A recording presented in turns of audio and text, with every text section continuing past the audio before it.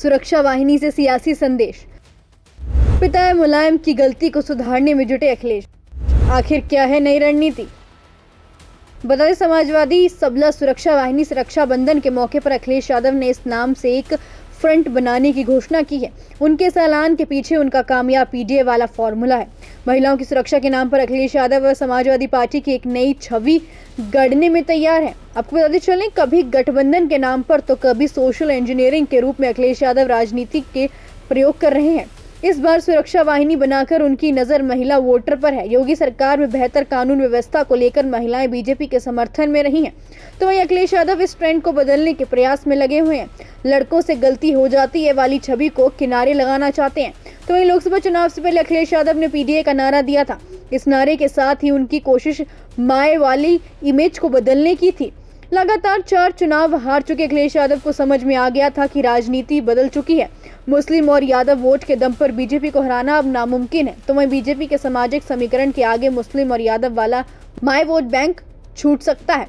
इसीलिए यूपी के पूर्व मुख्यमंत्री इस चुनाव में पीडीए फॉर्मूला लेकर आए हैं। शुरुआत में अखिलेश यादव को भी उम्मीद नहीं थी कि उनका पीडीए चुनाव की बाजी पलट देगा, इसलिए वे इसका मतलब बदलते रहे। उन्होंने पीए के लिए पिछड़ा और डी के लिए हमेशा दलित शब्द का इस्तेमाल किया। जबकि ए को डिकोड करने की बारी आई, वे गोल पोस्ट बदलते रहे।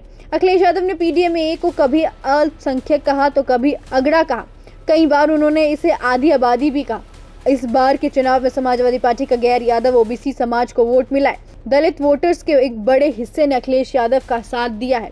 मुस्लिम तो हमेशा से समाजवादी पार्टी की ताकत रहे। तो वहीं लोकसभा चुनाव में अब तक के सबसे अच्छे प्रदर्शन के बाद अखिलेश यादव की नजर अगले विधानसभा चुनाव पर है। वो ये जानते हैं कि समाजवादी पार्टी कभी भी महिलाओं की पहली पसंद नहीं रही है। इसकी वजह पार्टी की पुरानी छवि है। बीजेपी और बीएसपी की सबसे बड़ा आरोप एक जैसा है। दोनों ही पार्टियां समाजवादी पार्टी को गुंडों की पार्टी कहती रही हैं। चंद गुंडों की छाती पर मोहर लगेगी हाथी पर, इस नारे के दम पर बीएसपी ने समाजवादी पार्टी को हरा दिया था। इसके अलावा अगर दूसरी ओर बात की जाए तो कोलकाता में जूनियर डॉक्टर के रेप के बाद से देश भर के लोग आक्रोश में हैं। यूपी में भी अयोध्या रेप कांड समेत कई घटनाओं में समाजवादी पार्टी के नेता आरोपों के घेरे में। महिलाओं के खिलाफ अपराध के मामले में समाजवादी पार्टी को डिफेंसिव होना पड़ता है। मुलायम सिंह यादव का विवादित बयान आज भी पार्टी का पीछा नहीं छोड़ पा रहा है। रेप के एक मामले में उन्होंने कह दिया था कि लड़के हैं, लड़कों से गलतियां हो जाती है। समाजवादी पार्टी के लिए मुलायम सिंह यादव का ये बयान गले की फांसी बन चुका है। अखिलेश यादव जानते हैं कि महिला के समर्थन बिना सत्ता में वापसी असंभव है। 7 सालों से अखिलेश यादव यूपी की सत्ता से बाहर रहे हैं। तो वहीं लोकसभा में 37 सीटें पार्टी के हिस्से में आई है। विधानसभा चुनाव साल 2027 में है।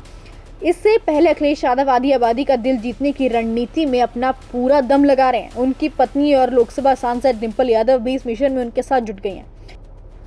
तो ये फॉर्मूला बस इतना है कि कोशिश करने में क्या हर्ज है। इसीलिए सबला सुरक्षा वाहिनी आधी आबादी की पूरी आज़ादी का नारा दिया गया है। अब देखना ये होगा कि अखिलेश यादव को इस फॉर्मूले का कितना लाभ मिलेगा। खैर, ये तो आने वाले विधानसभा चुनाव में सभी की नजर में आ जाएगा। आपकी इस पूरी जानकारी को लेकर क्या कुछ है, हमें कमेंट बॉक्स में जरूर बताइएगा। ब्यूरो रिपोर्ट, दैनिक हिंट।